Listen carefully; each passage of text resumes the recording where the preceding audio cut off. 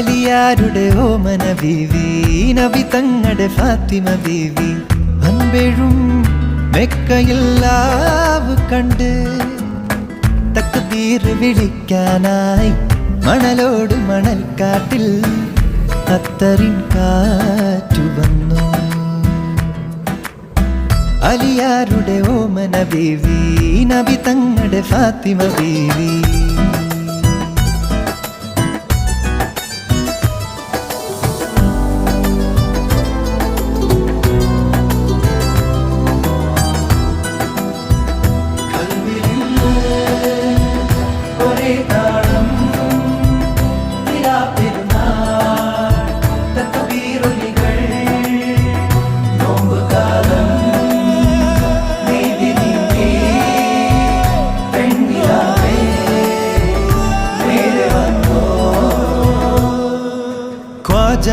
മെഹബൂബിൻ തിരുവരുളാലേ രാവേറെ ചൊല്ലാൻ 1000 തഹ്ലീലുകൾ.